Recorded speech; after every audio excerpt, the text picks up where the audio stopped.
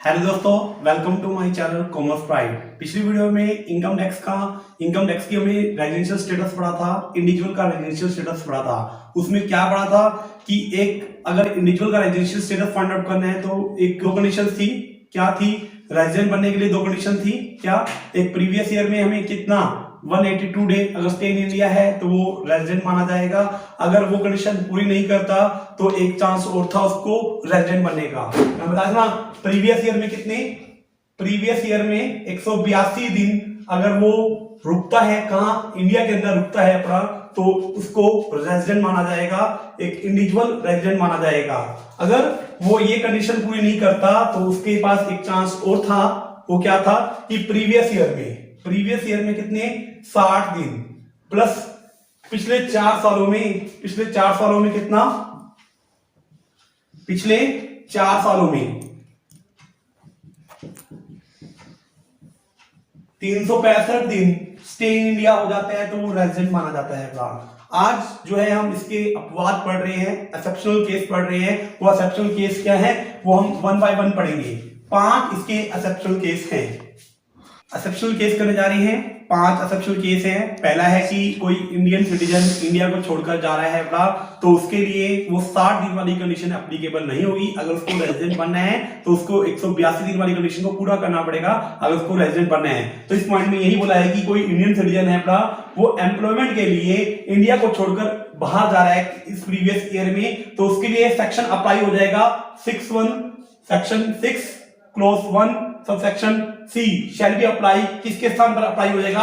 60 दिन के स्थान पर वो अप्लाई हो जाएगा। क्या? उस समय हमें फॉलो करना पड़ेगा 182 दिन वाली बात को फॉलो करना पड़ेगा अगर उसको इंडियन रेजिडेंट बनना है तो।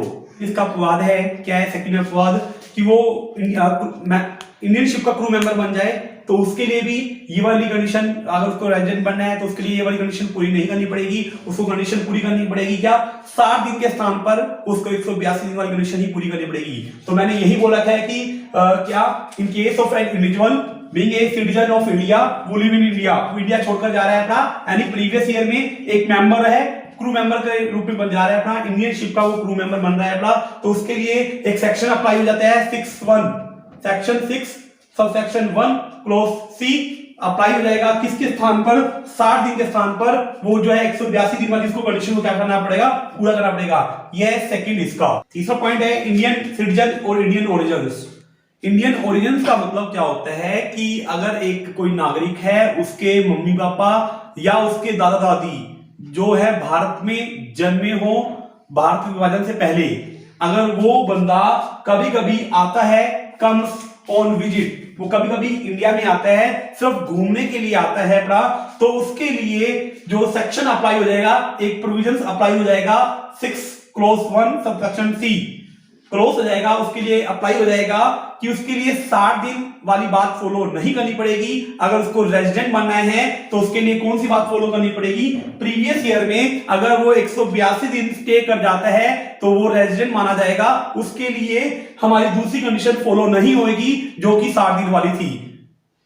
जो पढ़ने जा रहे हैं वो है इंडियन सिटीजन हो या इंडियन ओरिजिन हो। ओरिजिन का मतलब मैं पहले से ही आपको बता चुका हूं, बट उसकी इनकम एक्सीड हो 15 लाख से, या इंडिया बाहर से नहीं, इंडिया में, और वो हमेशा जो कहलाएगा क्या कहलाएगा? RNOR ही कहलाएगा।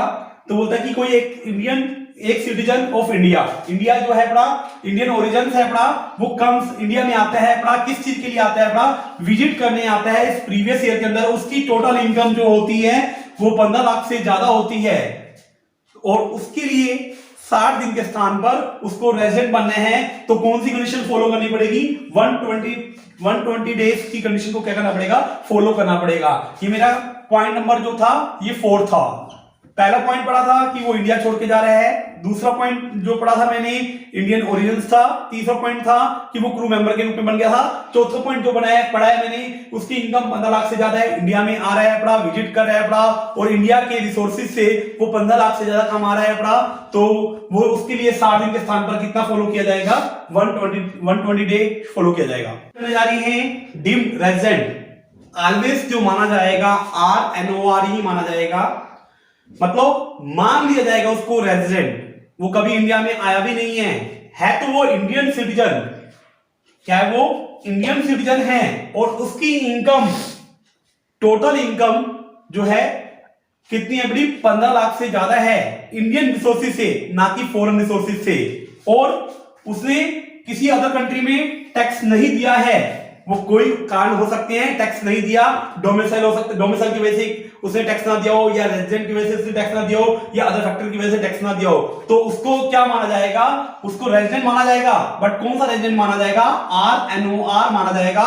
यहां पे मैंने पांचों के पांचों पॉइंट कर लिए हैं बड़े। अगली वीडियो में हम आज इस वीडियो में जो हमने पढ़ा है इंडिविजुअल के रेजिडेंशियल स्टेटस के अपवाद पढ़े हैं, और अगली वीडियो में अदर जो रेजिडेंट है उसके हम रूल पढ़ेंगे। तो वीडियो आपको अच्छी लगे तो वीडियो को लाइक कीजिए, शेयर कीजिए और मेरे चैनल को सब्सक्राइब कीजिए। थैंक यू बच्चों।